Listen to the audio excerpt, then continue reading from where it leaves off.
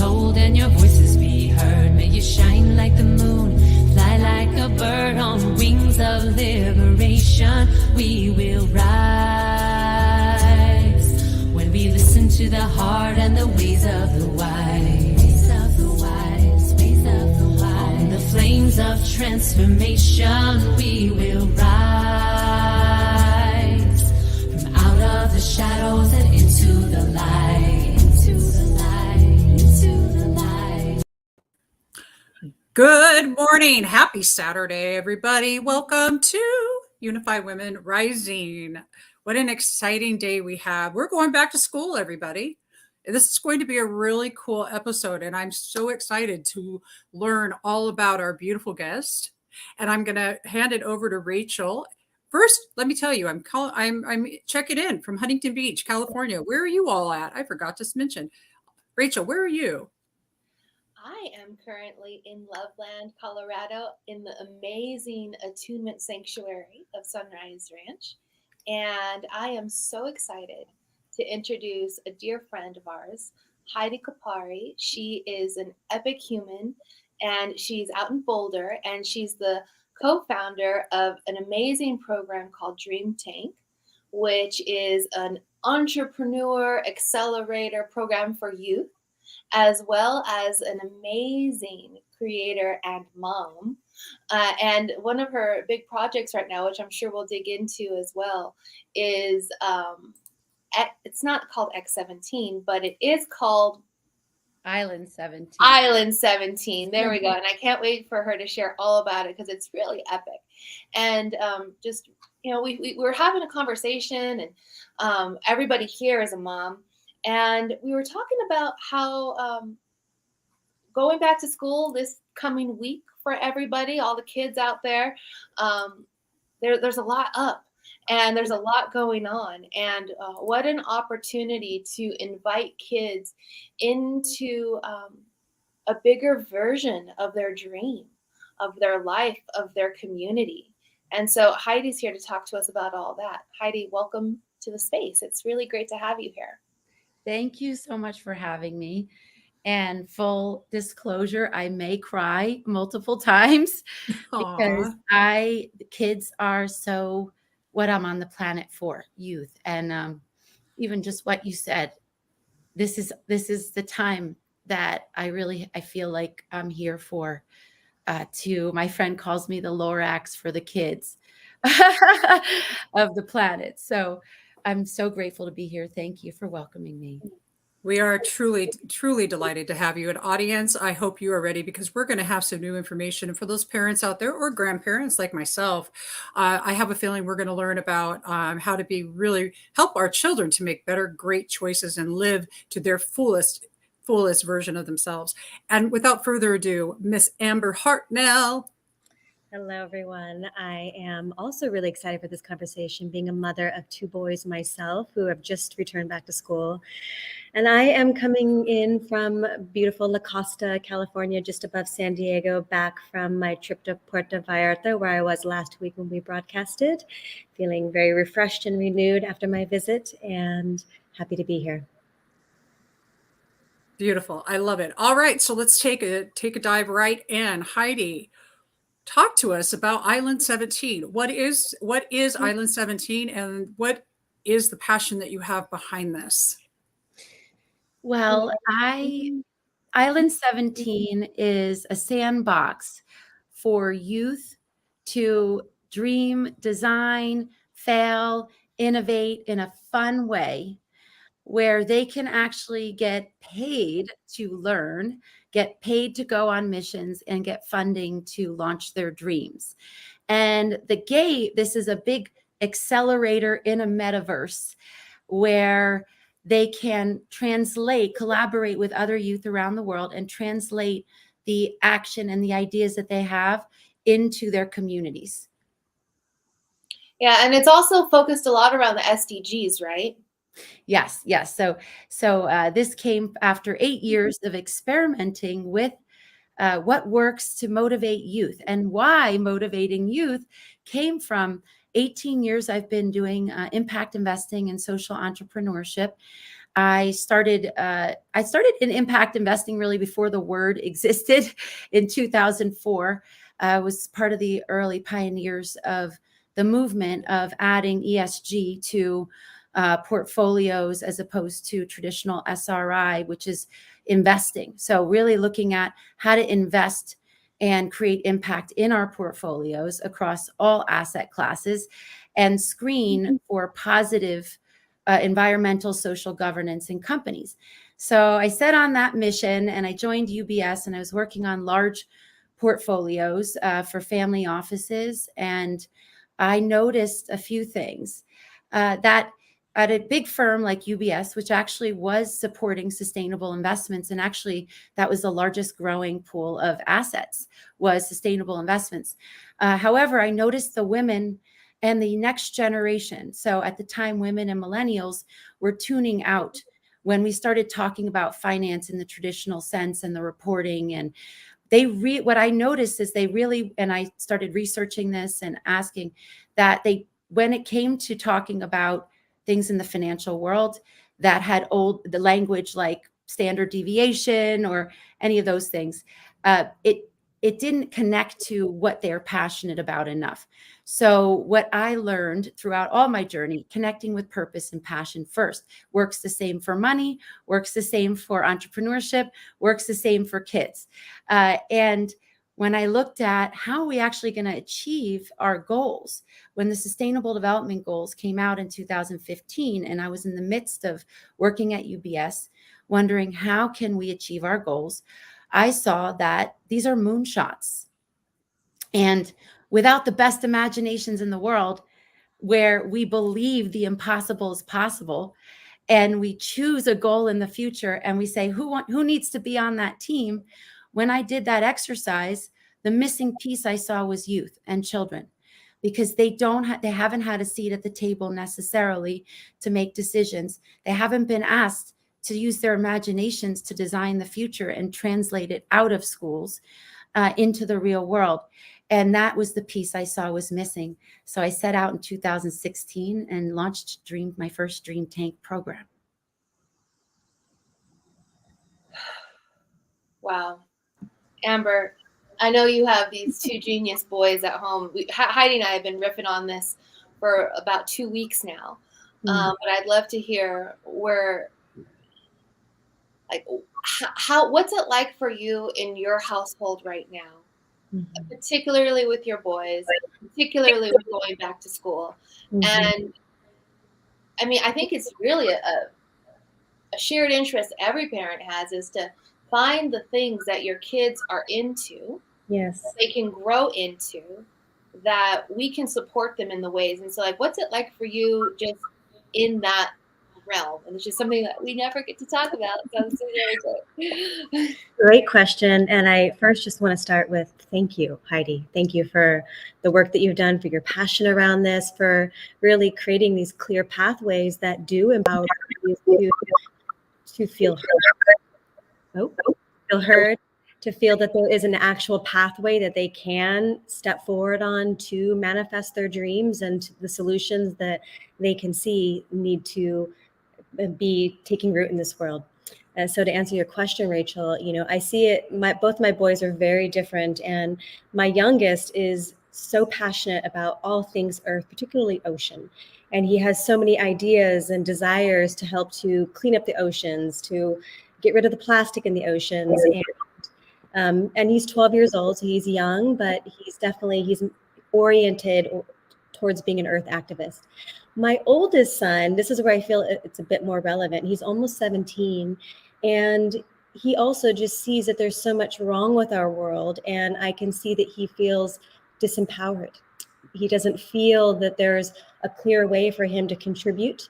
And then I watch him shrink into himself and into more introversion, because he feels that, the world is being destroyed and that the children are not being heard. So a question I have for you is, if a child does want to explore this pathway, how does one get involved with what you've created?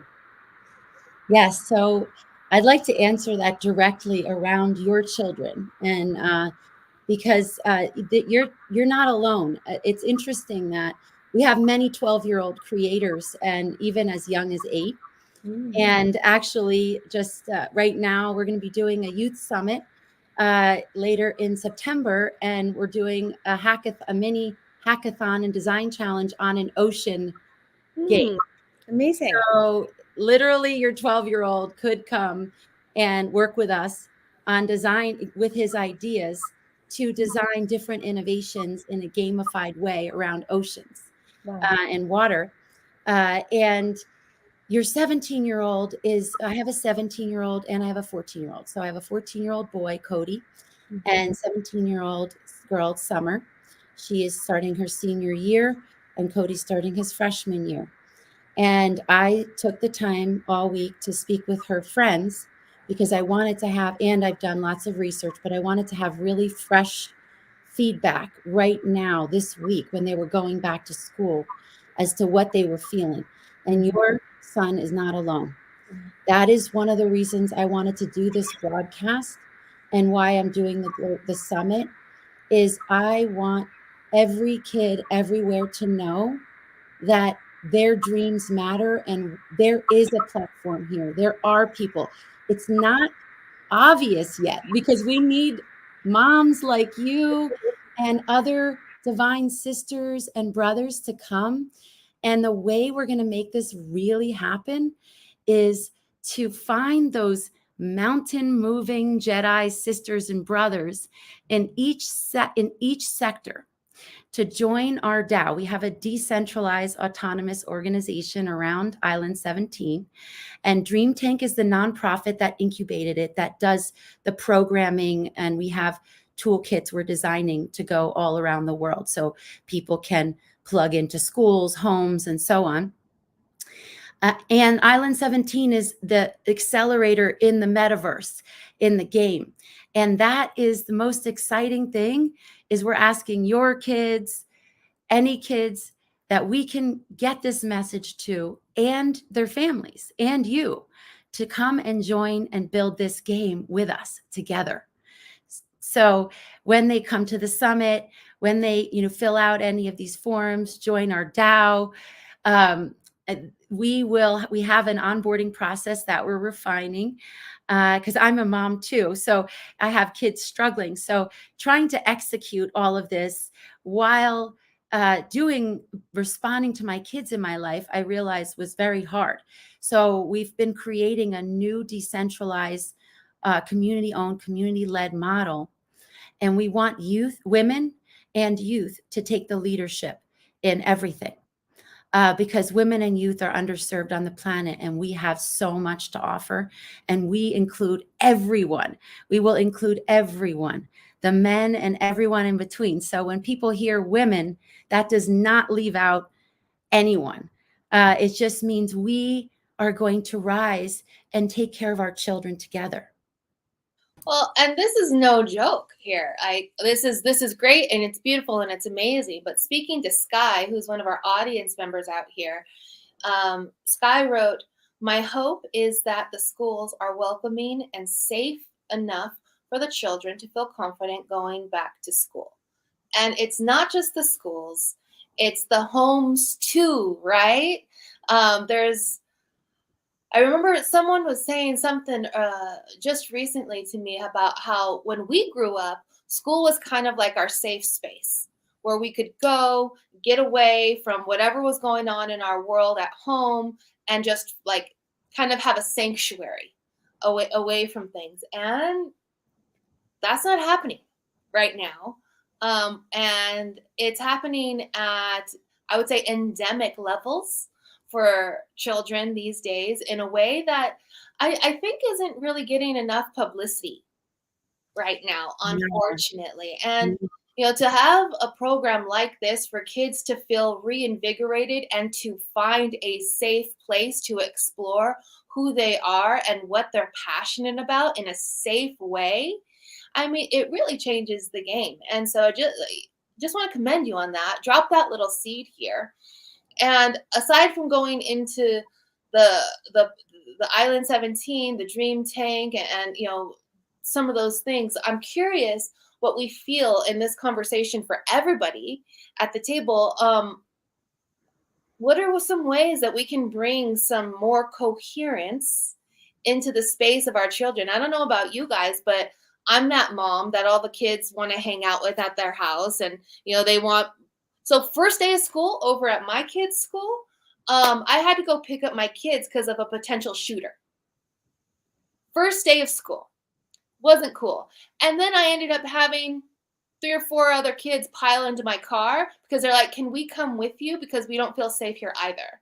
And so for the time that needed to happen, I had to mother hen these kids. And I don't know how many other moms or parents out there are having these experiences, or even know what to look for, as far as like crisis prevention or anything like that. But it's a different world than when we grew up, and I didn't know that that was a thing. Well, I would love to speak directly to that, because there is something we can do, I think, right now. What I've seen and what I've researched, and is one of the reasons that there are suicides. My son's high school had 2, a rising freshman and a rising sophomore boy, take their own life the past 10 days, right around going back to school. So this is no joke. And there's a combination of, bullying, not feeling heard.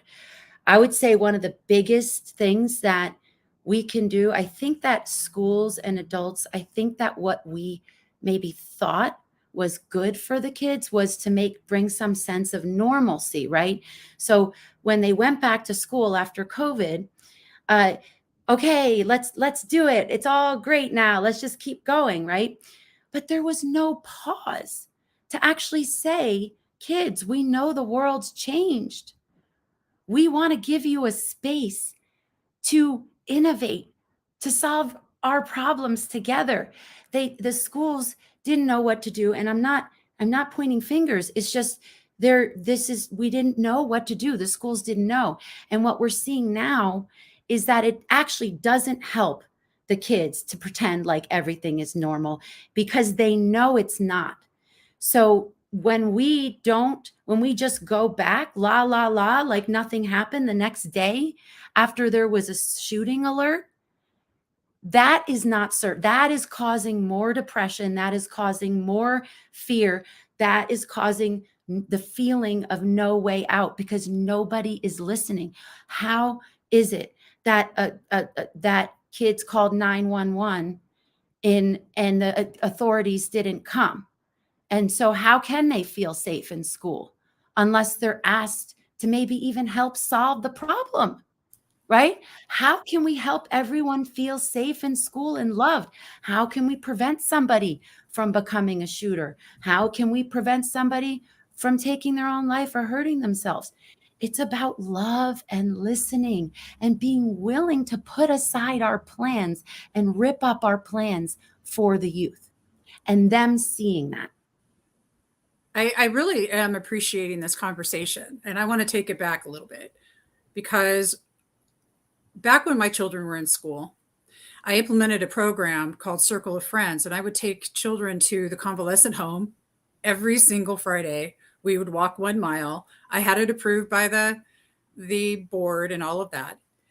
And what it was to teach them they could give of their time. And during these walks, we would communicate, we would talk. One of the things that I've always been just an advocate of is parents being involved in their schools, in the schools with your children, because too many, you've got to go to work, you've got to do this, you've got to do that. And there's not parents. It's your responsibility to step up and step into that space.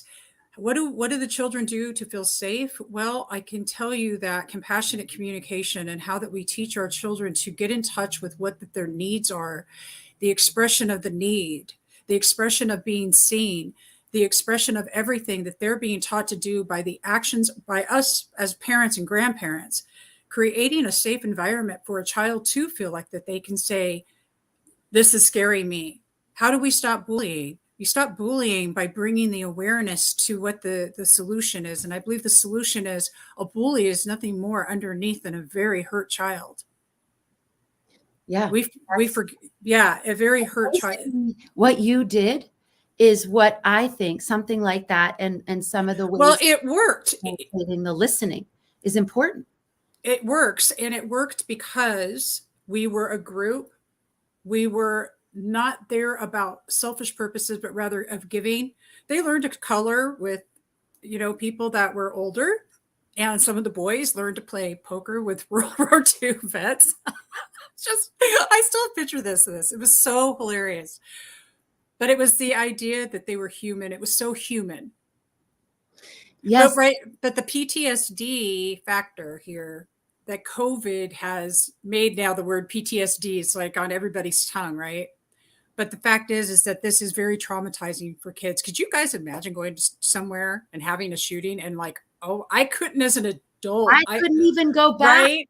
And we're forcing them to go back. We're not giving any options. And parents, don't know what to do. So they're pressuring their kids still to get the good grades. So especially the 17-year-olds and the seniors, the colleges have not eased up anything. And maybe the testing, at least the testing optional, but it is more competitive than ever to get into university. Mm. And so they're like, wait, we just had 2 years of, we couldn't even really learn the way we're used to.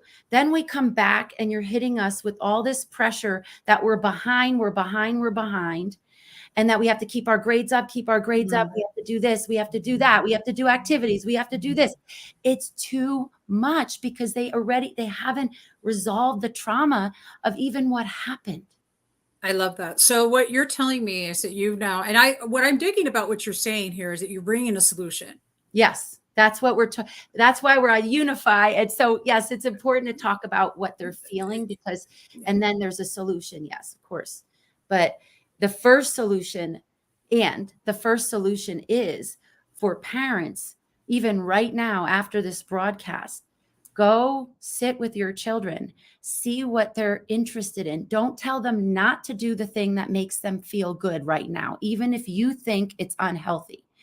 Listen. Oh, that was good. Can you repeat that? That was really good. Yeah. Don't ask them to stop doing the things that make them happy because you think they need to do something else that society is telling you, or the schools are telling you, or the academics are telling you. Listen to your child and sit with them and say, what are you into? Oh, Valorant or whatever game or social media. What do you like about this? What does this do for you? I want to know. I'm so curious. Like, what do you love about that? What have you learned by doing that? Right? So just sit and understand. That is actually how I created everything here, was by listening to my own kids and other kids in the world.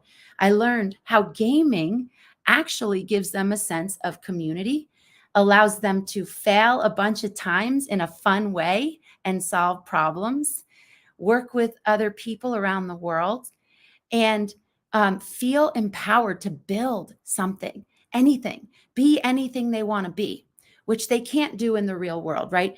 So this is why we said, okay, let's meet them where we're at, and let's bring them back in the real world with positive uses of gaming and technology. Or if your child is into social media and you think it's unhealthy, a lot of statistics say these things are unhealthy. And what you can do is use it as a conversation with your child and not make them wrong for doing that thing and saying it's unhealthy and stop doing that, because it's doing something for them. And if you understand what that is, then you can help them find something to apply to that. And that's what our programs do. We say, what are you passionate about? What makes your heart light up with joy when you're doing it, even if you don't think it relates to anything else? And then what problem do you want to solve? What are you concerned about? And which of these sustainable development goals resonates the most with you? And then we help them with a business model and different ways to launch and feel confident that their idea is unique and their gift matters for the world. And adults can do this on their own by just nurturing this until they access the program today. Ask your child, how are they? Outside of worrying about grades, outside of all that, how are they feeling about going back to school? And when they share, say, would it make you feel better if there was something for you to look forward to that was exciting that you could do with your passion and other kids around the world? And we heard a yes directly from Rachel's kids on that, and the kids in my house last week was after they got to talk about their passion, they were not as scared of going back to school. Okay, so that right there, I think, is the most exciting thing in the world. Period. I really do. So that your kids were excited to go back to school, Rachel, that your kids were excited to go back to school. And I'm sitting here looking, and this looks really neat. I want to hear from Amber right now. And I do see that Melissa posted a comment. We'll definitely be reading that. This is really what I love the most, and I hope what you all have caught, that this is the solution and it's available for you. And it's also in the chat. So you have the link. But yeah, Amber. First, I just love and appreciate everything that you're saying here, Heidi. And particularly, it really pinged for me when you were speaking about the video games and what they're actually learning from this, because this is something that my oldest in particular, but my youngest has begun to get into it. And I experimented with kind of loosening the reins because I really wanted to limit the amount of time they're on a screen for all of the reasons to maintain balance.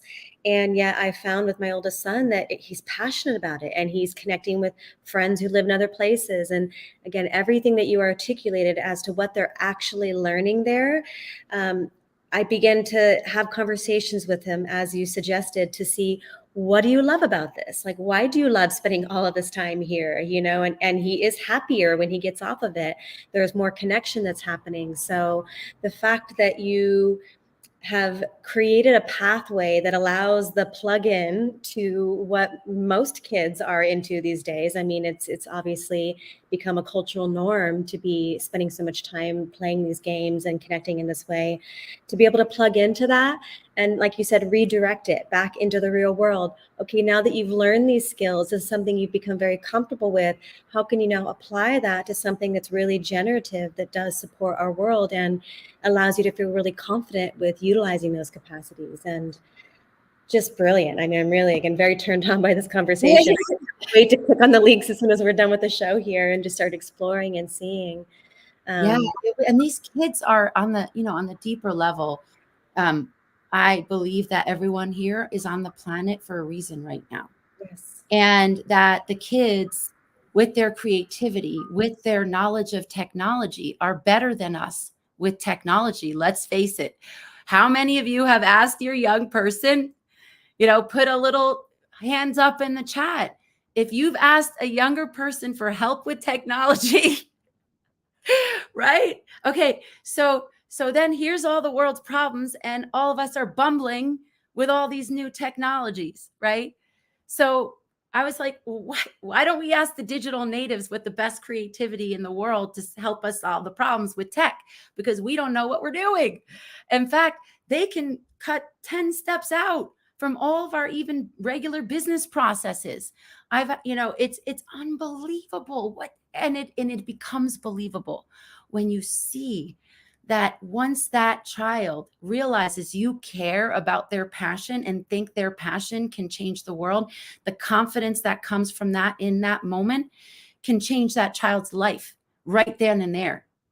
And I've seen it. I have seen it. And I'll take it a little further. Why is this so important for the SDGs?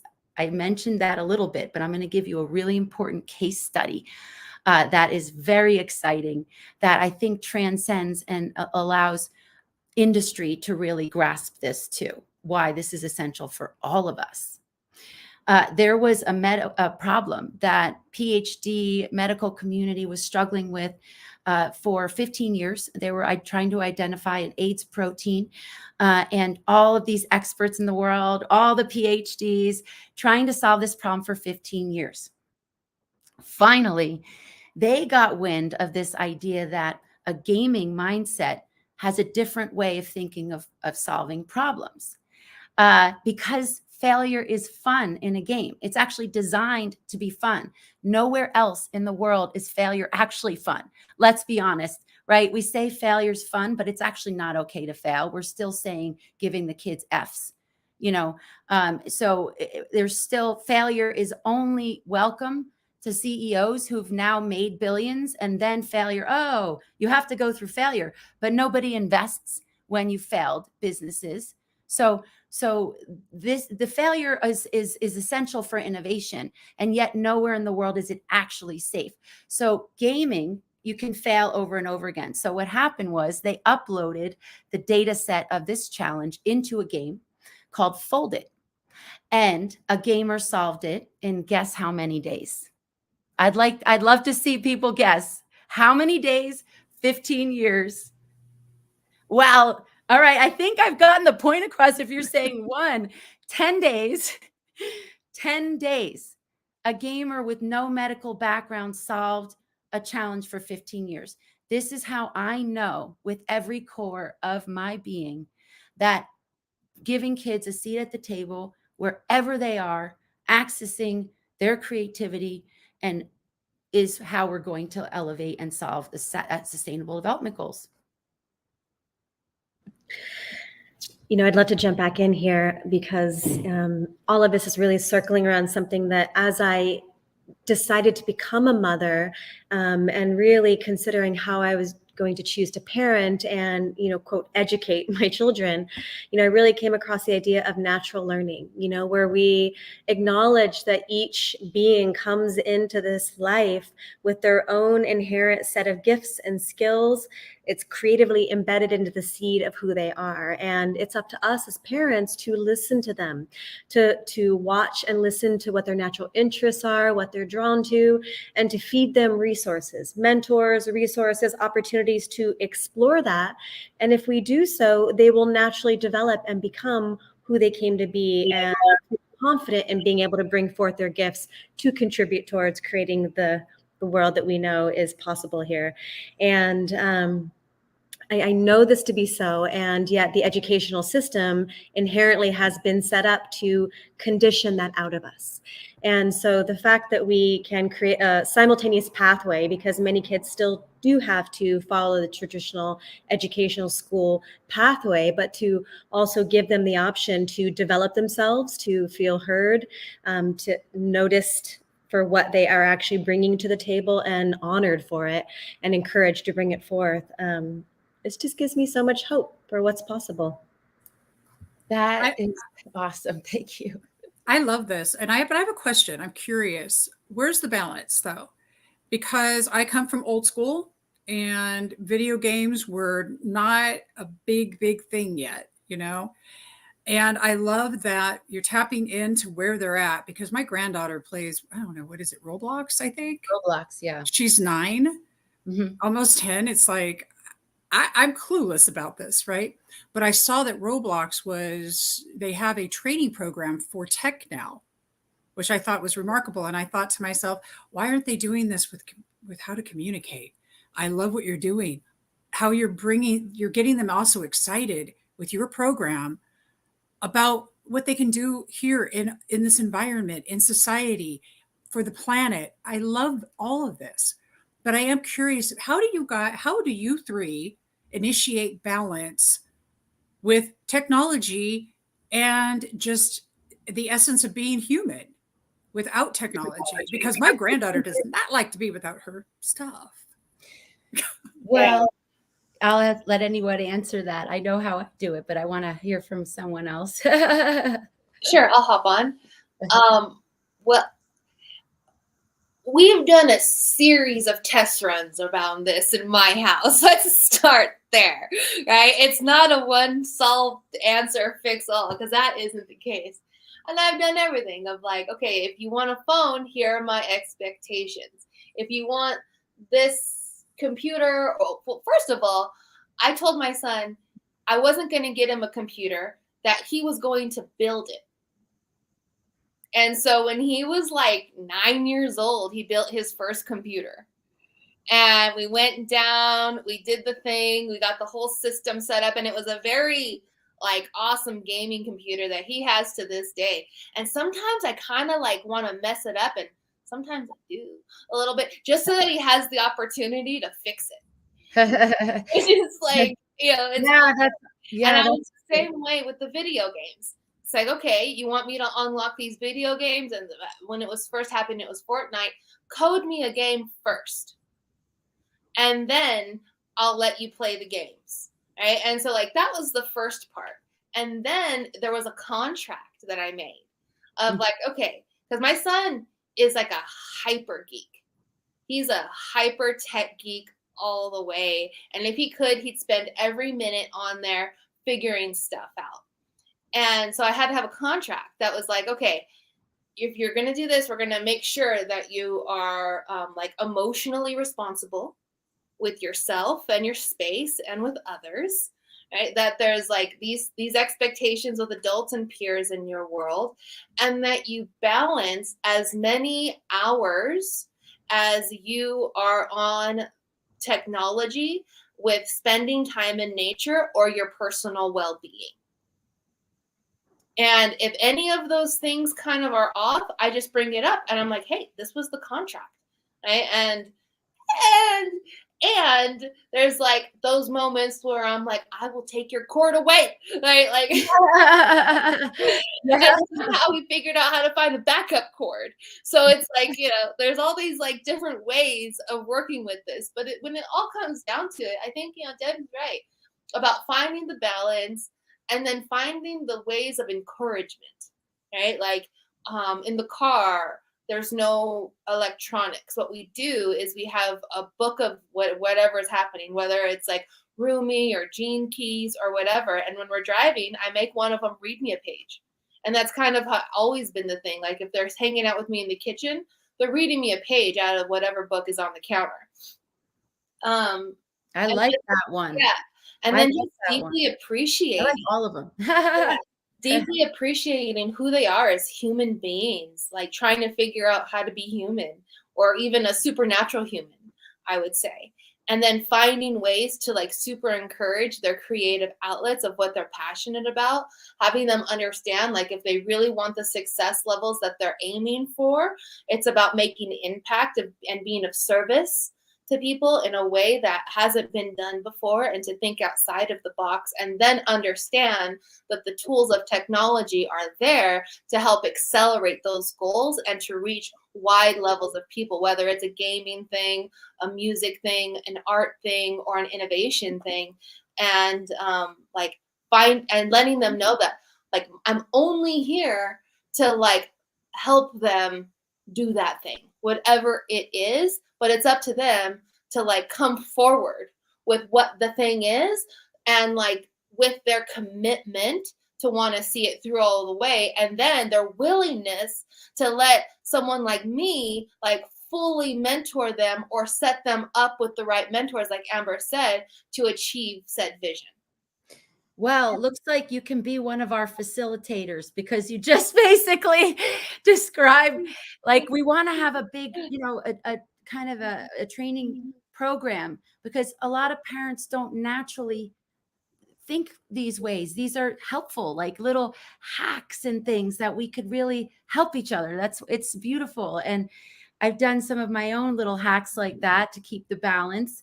And with the game, we actually are creating, it's meant to be almost like a Ready Player One meets Willy Wonka's Golden Ticket meets Pokemon Go. So you actually have to go in the real world to accomplish your mission and verify that you went to go look at something, that you got a restaurant owner to ban plastic straws, that you facilitated an ocean cleanup, that you have to go in the real world. The game motivates you too. So it takes it, that's how we've integrated. That's how we're integrating it into the game as well.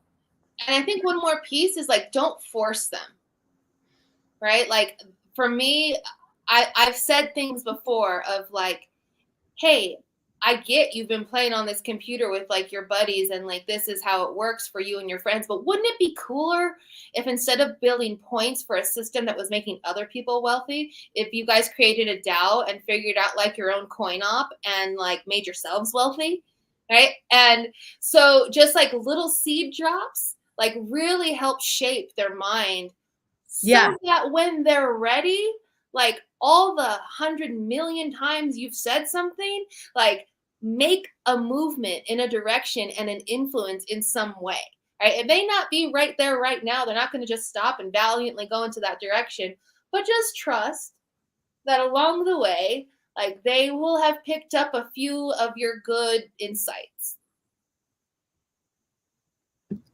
Just wow, first of all. Super inspiring, Rachel. I love the way your mind works, how organized you are in it, and just like the contract. I did not think of such things. They were just verbal agreements. And I can see that actually creating contracts would have made some things work better. So I'm taking a page out of your book. Thank you for that. And similarly, there are all kinds of hacks I've created to create boundaries. And I feel that's part of our responsibility as parents is to create those appropriate boundaries, and I just started when they were young. I just decided I don't want my child to be one of the children who are attached to an iPad and who need that constant stimulation. I want them to stay connected to their naturalness, to keep their imagination open and their creativity, to be able to be present for a meal rather than on a device. So part of it is just creating the clear boundaries. We don't ever bring devices to the table. That's just not a part of our experience. And of course, I start by modeling that. So I never bring my phone to the table. You will never find me on my phone so that my children don't see that this is normal and this is the way that we engage. So, there's some simple things like that. I think as parents that we could certainly employ more that would just help create more humanity and connection. Like the dinner table is a place where we connect. We ask engaging questions. Since my children were young, there's just the simple roses and thorns, to share about our day just as an opening, something that might have been challenging or didn't feel great today, to bring that up and share it. What's something that felt wonderful, a moment that you really enjoyed and something that felt good, and so using those kind of prompts as a way to open conversation and connection, as an antidote to the technological dopaminergic addiction that so many are underneath. I wanted to also add that these are amazing tips. And one of the things I found that right now in time, like, how a lot of, when we do something over and over again, it creates neural patterns.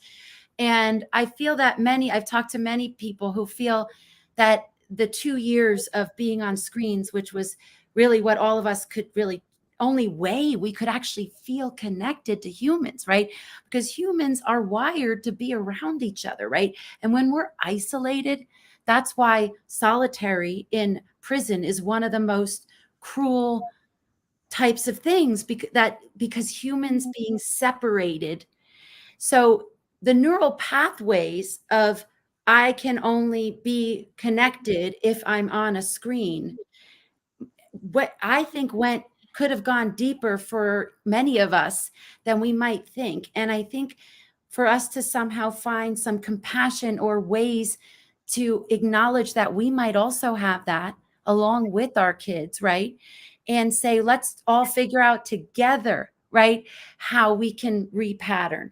Because it's easy to say all the things that all the things you said, I wish I try to do at certain times, but I actually threw a lot of it out the window during COVID because they just needed connection. And now I'm trying to reel it back and reinstitute things, but it's also going to be maybe messy, and they're not going to be perfect at it because they're wired, literally wired now, like all of us, to watch Netflix or whatever play because of all that time. So I just wanted to bring that too, in terms of having compassion if that doesn't go well right away, all these plans. Well, and I think the two of you guys are hitting this on the head, and it reminds me of a time I had totally forgot about this. But when the kids were about 6, 7, 8 years old, somewhere around there, I had gone through a spell of depression. And I remember like intensely being on my phone, basically like trying to shut everything out and really just kind of keep moving forward. And my daughter kind of brought it to my attention one day of like, she kind of said, like, you care more about being on your phone than you do about being with us. And like, that was like the last time that ever happened. I was like, oh, whoa, because I didn't, but I was definitely like shutting them out in their little playful little monkey faces and like whatever noise was happening, because it was just too much.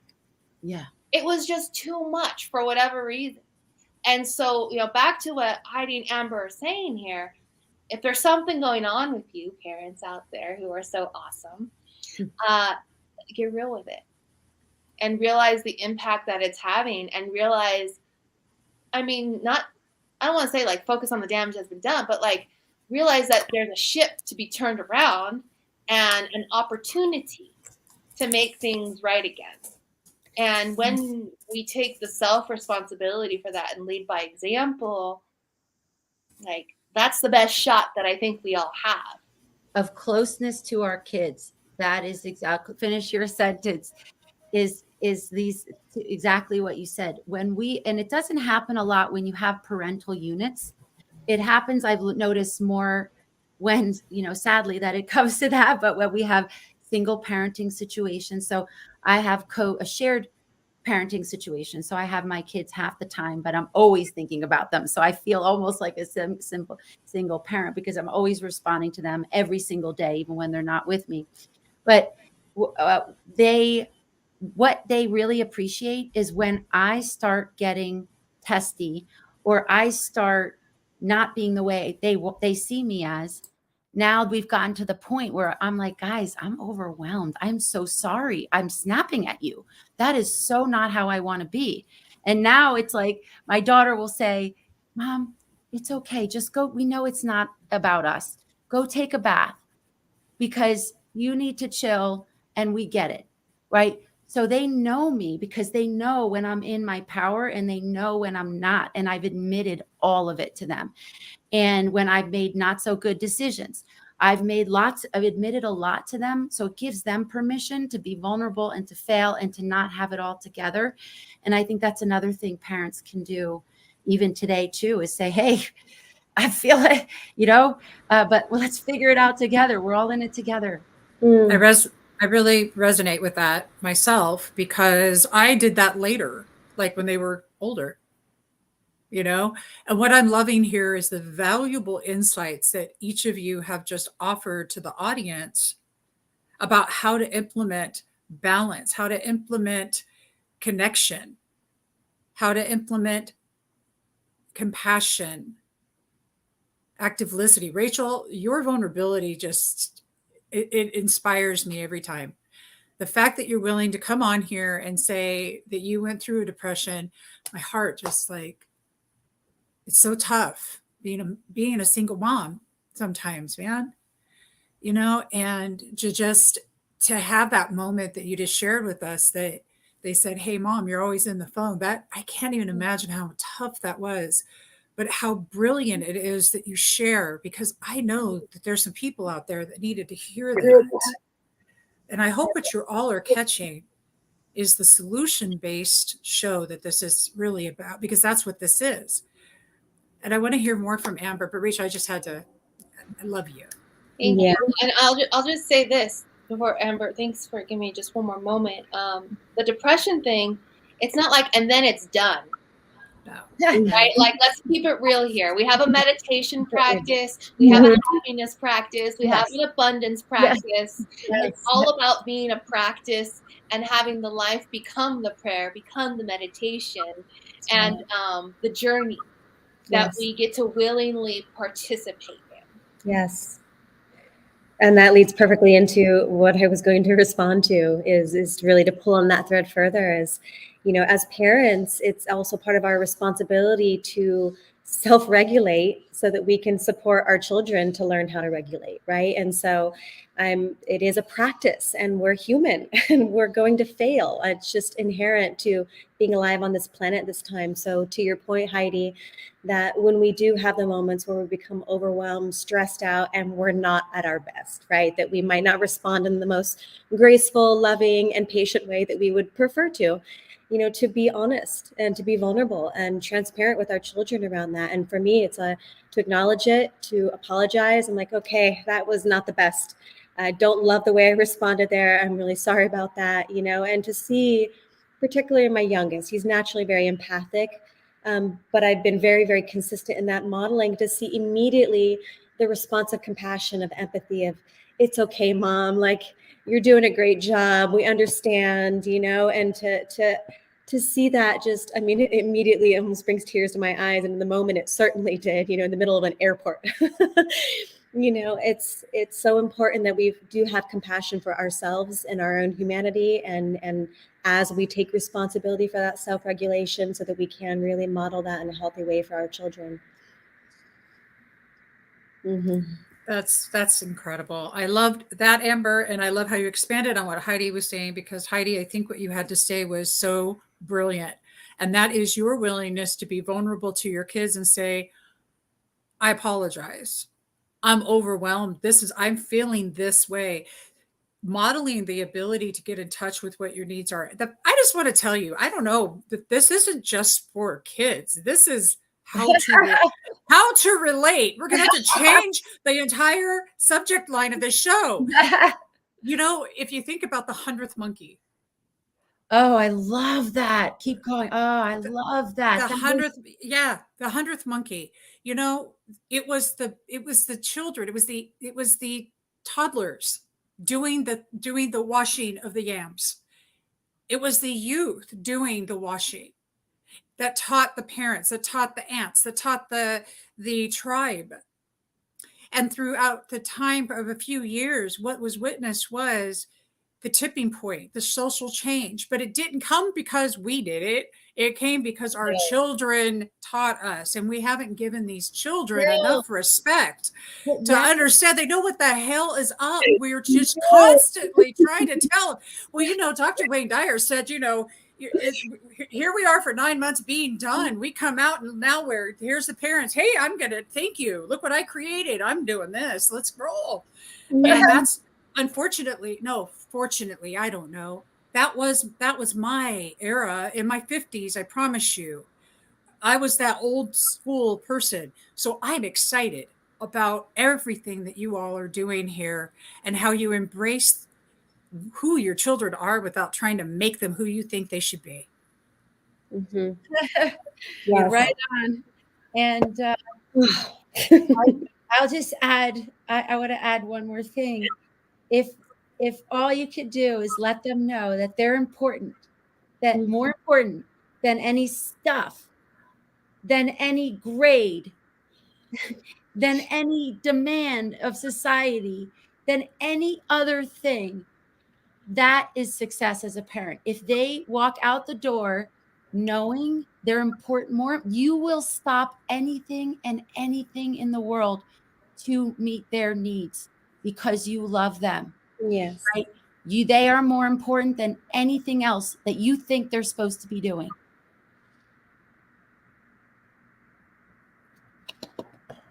Hot diggity dog. And I want to just recognize Melissa Eppel. Just know that I see you, and I'm going to bring this up really quickly. When we allow ourselves to be vulnerable, we connect. Life is the opportunity that we are the creators of, not reactors. Just move the letters of reaction around and you find creation. Reactors are only showing the previous programming.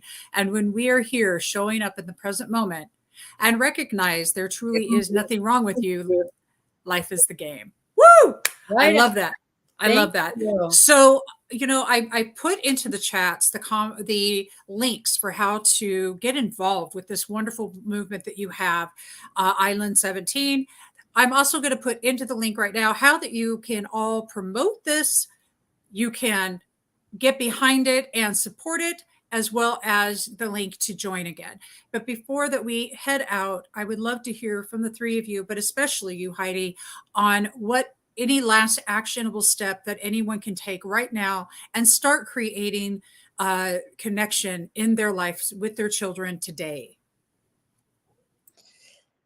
I'd actually love that if anyone who saw this resonates with you, I'd love for you to go and check in with your child right now and ask them how they're feeling, and maybe even ask if they've considered hurting themselves. I mean, really, we need to know these things, right?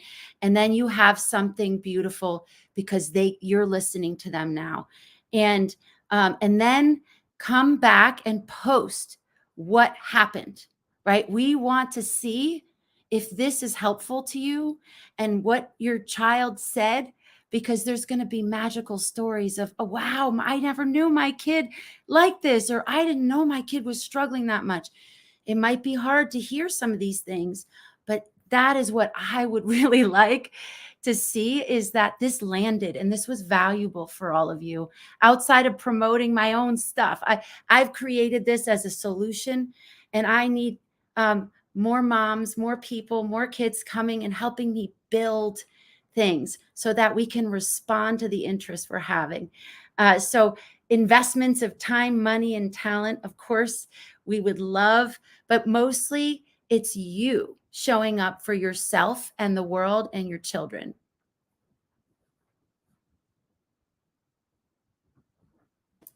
Oh, that was beautiful. Thank you very much. You guys, it is in the chat. Rachel and Amber, last words before we head out? Sure. I'll just mention this little snippet of something that we can echo into the space. Last week, had some unexpected, a million things to do for my daughter. And I also have like 10, it feels like sometimes I have like 10 full-time jobs.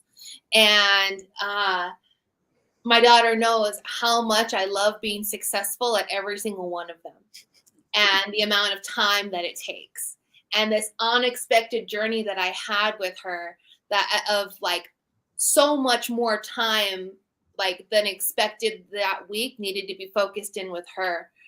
And we're driving, we're doing stuff, and we're going from one thing to the other. And I told her just in passing, I said, yeah, it doesn't matter how much stuff I have to do. You're my priority, and whatever needs to happen, like, let's just do it and get it done. And she like looked at me like so confused and like jaw to the floor, and just started crying and told like, just like stopped it. She's like, I love you so much. I'm like, why are you crying? Now I'm crying. Like, what? Needed to hear that. So it's like, you know, just when you just got to do it and like let them know that they are your priority. Yes. It's a game changer for them, and it just it decimates any barricade in the space. So if you can leave with anything, like, it's that. Yes, just yes to both of you. And really just continuing in the same vein is making it a priority to spend quality time with them. You know, I have a one-on-one date with each boy each week, and whether it's just going for tea, talking for an hour, just being together. That's what happened with my youngest son, because I just got back from Mexico and I hadn't seen them in almost a month. They've been in Europe with their father, and just sitting and receiving his enthusiasm for starting middle school, for his experiences in Europe, and just getting to be present and just being with them and paying loving attention, and letting it be so simple that it doesn't have to be some you know, amazing activity that we do together, but it's just being together. That is like food for their soul. And I see how it nourishes them, how it supports them to relax into themselves and just to feel cherished and honored, and how important that is for them. That was beautiful. Oh, and my gosh. Not just them, for me too. Seriously, right? Oh my God. The three of you are brilliant. And thank you for how that you show up in the world. Remember, everybody, create a safe space for your children to share. Create safety at home and teach them and learn from them, because actually, ultimately, that's really, at least in my age, I'm pretty certain my children have taught me everything. I didn't teach them squat. So But I love all of you, and thank you. Please go and support Island 17. All the links are in the chat, and become active in your family's life, and pass this video on to somebody that you know needs to hear the information that was here. That is all for now. I want to thank you, Heidi, for being here with us. Thank you, Amber and Rachel. As always, this has been an amazing Unify Women Rising. We're going to be on a short hiatus just for a few weeks, guys, and we will be back the first week of September, I do believe. And we will see you then. Bye. Bye. Thank Let us rise.